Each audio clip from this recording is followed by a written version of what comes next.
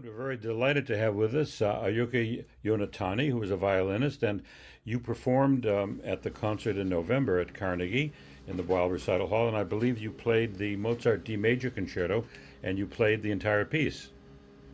Yes, yes, I And did. that's right. And what made you choose that particular piece to play? Um, I have played number three and number five couple times with the orchestra, and then number four is the only one I haven't performed. That's one reason. And also, when I was eight, I only performed first movement, and I struggled with that concerto. And but lately, I just see the special beauty in that number four concerto. People say, so like in a music theory or something, that Mozart improved so much in 1 year when he was 19, and then one, two, and then people usually say the number five is the masterpiece. And I think it might be true, but I think number four, especially in the second movement, it has just like really special beauty in the second movement. I just recently kind of start seeing that, and then so I thought, oh, okay, I would like to play number four, even though I haven't really touched number four for years. And so that's the motivation behind choosing number four over number three and five. It's very interesting to hear you say that you encountered the Mozart concertos when you were a very young person, and yet here you are a little bit older and you're still discovering the magic and the mystery of this music. It says something about Mozart, doesn't it? Yes, and it's actually getting harder because number four, number three, those concerto are pretty much required for lots of auditions, and then we actually take it granted, and so everybody kind of studies that number three and four. Five is not really required for auditions. I don't really see too much, but and it's actually not harder, but it's actually gets simpler in a way, and it's because of that it becomes more transparent, and then that's why it's more difficult for me. You can't hide when you play Mozart. It's as you say, it's very transparent. Now you were born in Japan and you began studying the violin at the age of 5, but you wound up, or you then moved on and you came to New York, and you studied at Juilliard with the legendary Dorothy DeLay. Yes, I was Uh, very fortunate.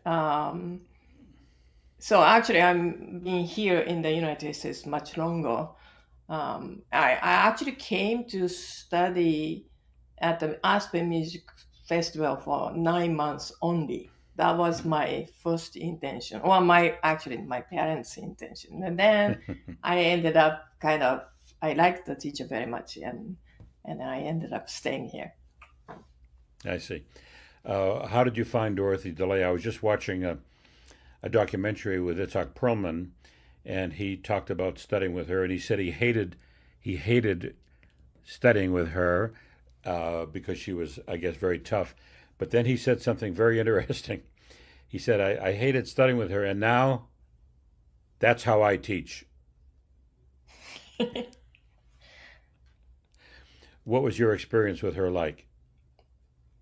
um, well, I actually have interview about Mr. Ray soon, toward the end of this month, and Hmm. I was assistant to Mr. Ray as well, and then for about 10 years, while we were at the Aspen Music Festival, I was one of the very few students actually who lived with Mr. A for nine Oh, weeks. And so that's quite rare, I think.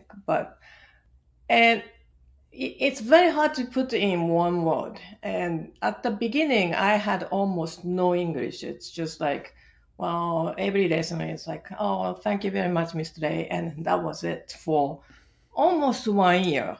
I could understand what she was saying, but I couldn't really say anything. And so every lesson, it was a little bit because she talked. She actually gives something that the student can absorb that time, and then she doesn't give too much information more than that. So and even when I became assistant to her, she was saying, "You don't really tell student more than three," and then so every lesson I was used to some teachers kind of tells me what to do, like every phrase or something. And then like every lesson after that, I was like, well, what's that question? Like a big question mark. For instance, I said one lesson. She said, "Oh, honey, Ayako, we're gonna work on vibrato this year." And I kind of waited next word, and it's never comes. And then we start. I play, and then so it's that I said, well, but how? And so that questions kind of goes in my mind for like over a year. So when I go to opera, when I go to concert, and Miss Ray said, well, we're going to work on vibrato. And then she said, well, maybe you could listen to some of the vibrato of the singers then.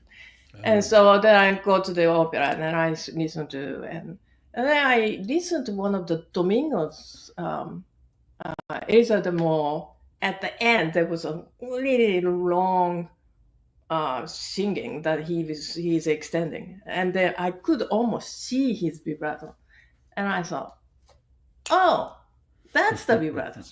So that was like 7 months after, 8 months after. So when I was student, there was a little bit frustration, like I wanted this answer, and then was like I was given 70%, and then I was always searching that, like somehow missing information.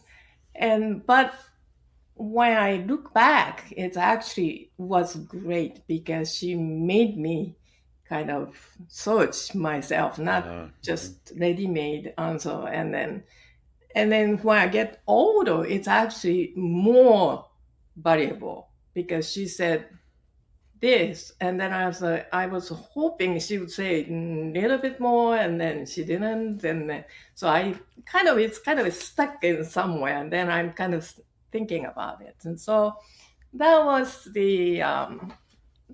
Mr. A for me. But everybody probably talks about different stories because she was kind of tailor-made. She's almost like a chameleon. She changed to according to the students. I see, yeah. That's fascinating to hear you say that she encouraged you to search on your own for answers to some of these questions. And I notice in your bio that you have a particular affinity for the chakan, which you have performed, I'm sure, many, many, many times. And I would very much look forward to hearing your interpretation of that. Did you study that with DeLay by any chance? Did you play that with her? Yes, I Yes. did.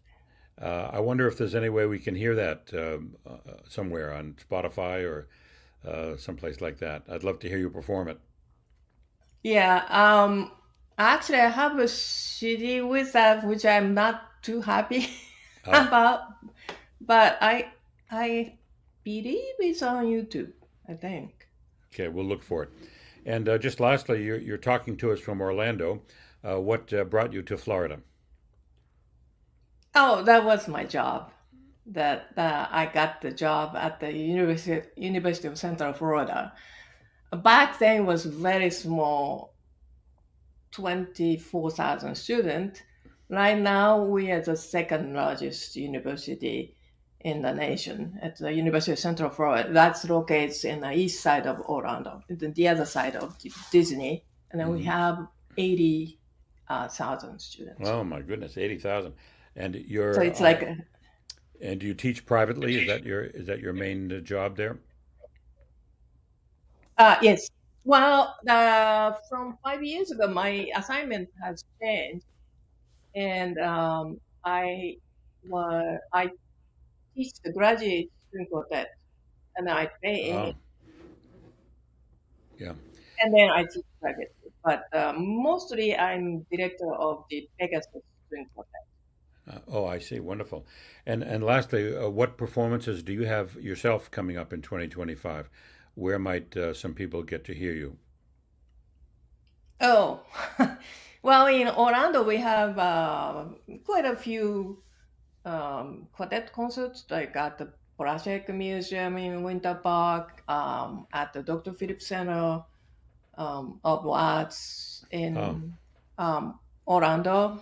And in July, I don't think people can hear, but I have solo concert with organ in Slovakia.